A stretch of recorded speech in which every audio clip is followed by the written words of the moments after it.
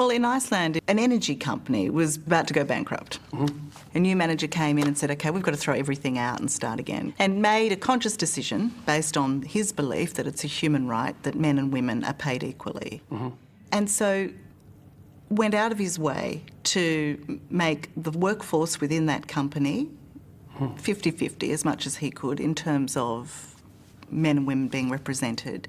So we're talking about engineers, we're talking about tradespeople, we're talking about in workshops, we're talking at the managerial level.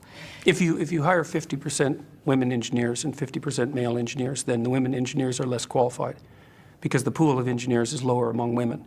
So you can't hire 50% women engineers without producing a decrement in the quality of the engineers, because this selection pool is too small. You can't do that on a large scale. You might be able to do that in one company.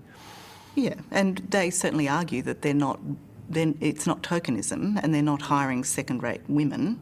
They might argue that, but if you did it on a large scale, that's what would happen. Because look, you think about it mathematically. If there's 10 times as many male engineers as there are female engineers, and you insist upon hiring 50-50, then obviously the degree to which the female engineers are proficient cannot be the same as the degree to which the male engineers are proficient. It's mathematically impossible. So you're saying don't even try?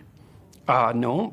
I'm saying something much more specific than that. Now, one company might be able to do that for a short period of time in one isolated location.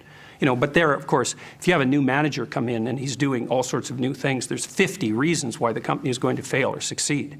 And you can say, well, it was because of the gender equity policies. It's like, yeah, well, it's a multivariate problem.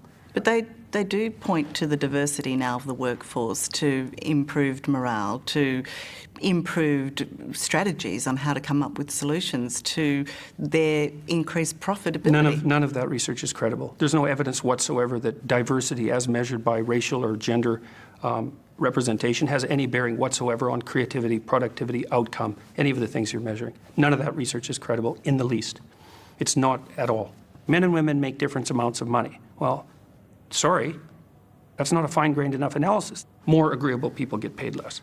Why? They're not as assertive. If I'm understanding what you're saying, the picture you paint is a bleak one. No, I don't think it's particularly bleak. It looks like real salaries are on the rise and general levels of poverty around the world are declining incredibly rapidly. Women are being educated at an unbelievably high rate compared to 30 years ago. Like, there's all sorts of reasons to be optimistic, but equity is not one of them. It's a bad idea, and we're going to pay for toying with it.